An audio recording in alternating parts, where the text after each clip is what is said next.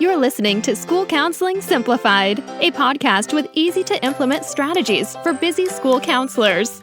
Here's your host, Rachel Davis from Bright Futures Counseling.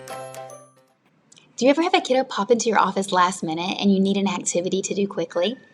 Or do you ever wish you had access to hundreds of school counseling resources at your fingertips? Well, my Impact School Counselor membership is for you. Inside Impact, you get access to hundreds of resources sorted by topic, tier, season, or monthly lesson plans. Simply log on, find what you need, download it, and use it with your students right away. You also get access to our community where you can meet like-minded school counselors to troubleshoot tough cases, get inspired, and collaborate with your colleagues. Not only that, we also know how important it is to stay on top of your professional development. That's why we offer live quarterly trainings on hot topics that you need most. Impact is designed to make your counseling life easier. I know you're super busy. That's why I've made it super simple to access everything you need in one place. This way you can spend your time and energy doing what you love the most, helping kiddos. If you're looking for a one-stop shop for all of your counseling needs so you don't have to worry about searching on different sites, paying for things here and there, you can find everything you need on demand in one place in Impact. Head over to stressfreeschoolcounseling.com/impact to watch a sneak peek video behind the scenes of what all is included in the membership. Again, that's stressfreeschoolcounseling.com/impact to get started today. I can't wait to help you make an impact. You're listening to School Counseling Simplified. Today's episode is super fun. I have my friend and fellow school counselor, Lauren, on the podcast. Now, you may remember Lauren Tingle. She's from Counselor Click, and she and I did an episode together a while back. Was it this May? Gosh, it might have even been last May, where we talked all about like a mock interview. And y'all, this is like one of our most listened to episodes ever, and hers as well. People just like when Lauren and I are chatting. However, in this episode, we're not having a conversation together, but we're doing like a podcast swap. So this is one of her podcast episodes that I thought you guys would love. I know you love hearing from her, and I wanted to bring her in to share some insight on how you can use, you guessed it, data, but specifically how you can collect calendar data to advocate for your role. You guys know that I love talking about how counselors can advocate for their role, and I love data, so I thought you would love hearing from Lauren on this topic. In this episode, she talks about how data does not have to be complicated, what kind of data she gathers from a simple check-in system, some suggestions of what you can do when you feel like you're losing control of your calendar, and how you can use data to examine how your time is spent and to change your administrator's perspective of your role. So I think you're going to love this episode, and it's going to help you be a little more intentional with collecting your calendar data, revolutionizing your counseling program. All right, let's dive in with Lauren. In this episode, I'm going to challenge you to think about how you're using your work calendar right now. Do you have a strong system in place? Is it something that's working for you? Now, I know there can be some strong opinions out there about advocacy in general. Why do we need to advocate for our job or our role? Why do we have to tell people what we do over and over again? Why does the title school counselor versus guidance counselor actually matter? And maybe we should do an entire episode on that. Yes, noted, check. I'm adding it to the list. But let's go into this episode assuming that we're cool with advocating. We understand it's something that we can and we should do to strengthen our role in our schools. We agree that we feel good about school counselor advocacy. Okay, moving on. Is your calendar currently functioning as just something helping you keep your head above water so that you don't drown?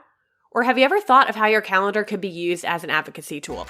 For the sake of this episode, I'm also going to assume you're using a digital calendar because that can be a bit easier to tally, total, and share out to increase your advocacy efforts.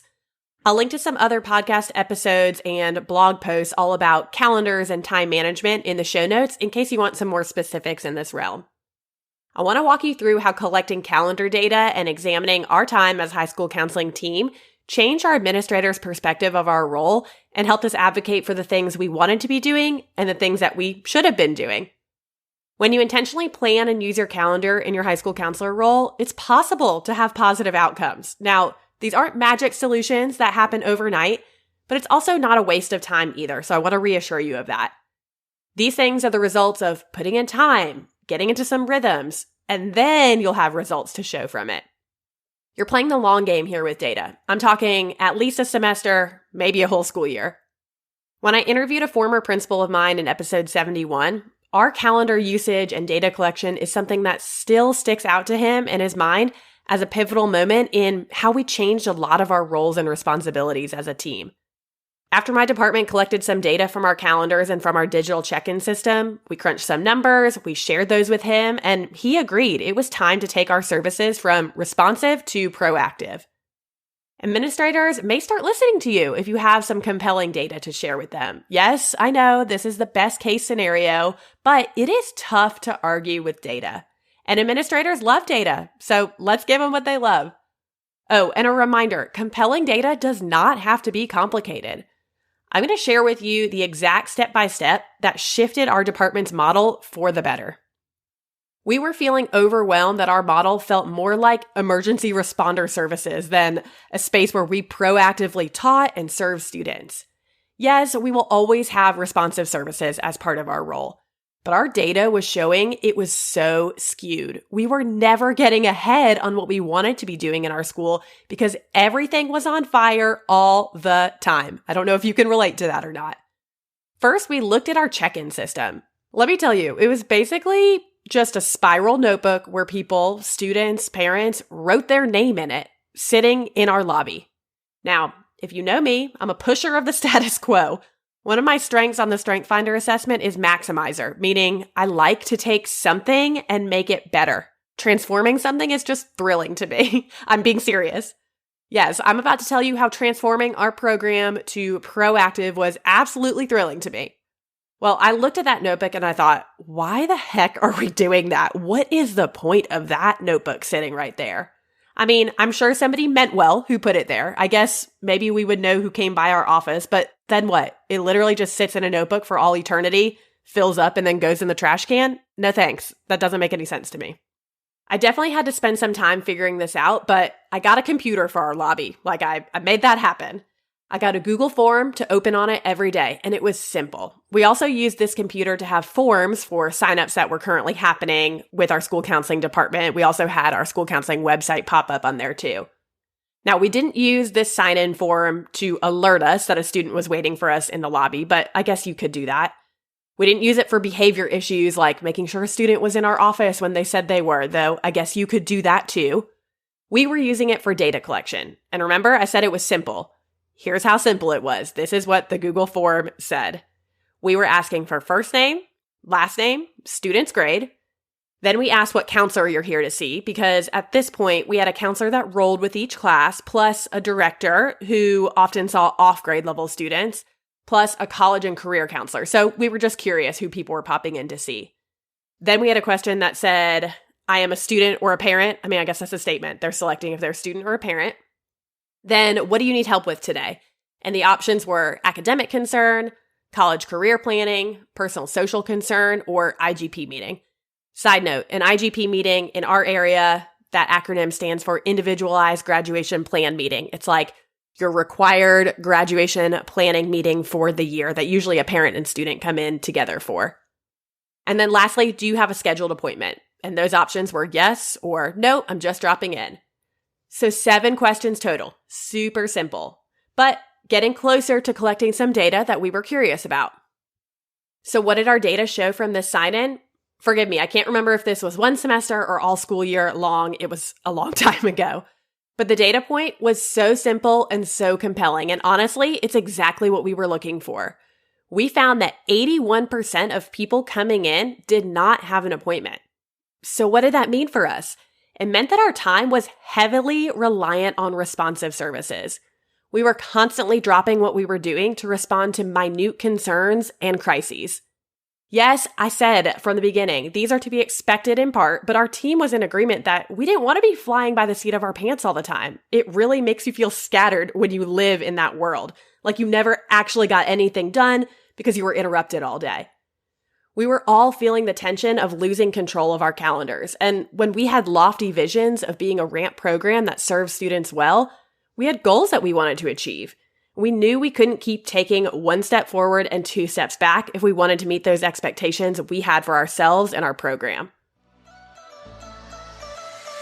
This episode is brought to you by the High School Counselor Kickstart audio course. Did you just score a job as a new high school counselor? Did you celebrate? and then pause and wonder, okay, what do I do now? Well, I have the keys to your new counselor kingdom right here in an 8-episode private podcast. In 90 minutes or less, if you're listening on 2 times speed, you'll have the roadmap to new counselor confidence that you're looking for.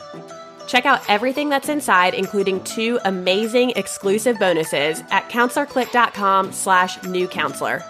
Now, back to the show.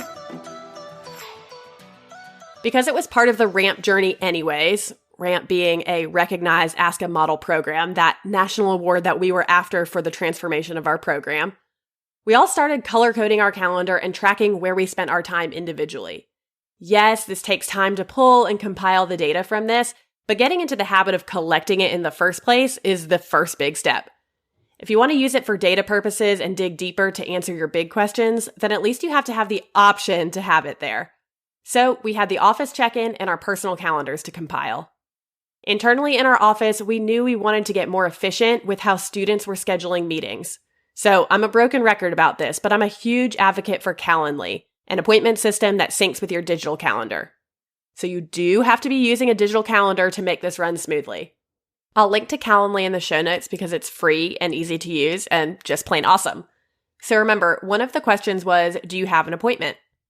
We knew that if we wanted more proactive measures, we had to offer opportunities to make appointments and blast that out everywhere. Teachers needed to know how to tell their students how to make appointments, and those links needed to be accessible. We put our links in our email signatures and on our websites. We added QR codes in the lobby by our names. We had a website open on that computer in the lobby to our Calendly so that students or parents could make appointments there too. We responded to emails about setting up meetings with that link. We didn't just tell them to drop in. We seriously had to train the people, but it was worth it. As we started getting a handle on who was coming in and when, we were able to get tasks done when we said we would. We were better able to plan ahead of time for classroom lessons, larger scale events like career fairs, and we were finally able to run small groups. We felt less scattered and more satisfied in our roles. We were doing counseling in less of an emergency room situation, but more of a doctor's office role. Does that make sense? I'm not saying we're doctors. I'm just saying everything was just so much more controlled. Don't get me wrong. My to-do list constantly stayed full.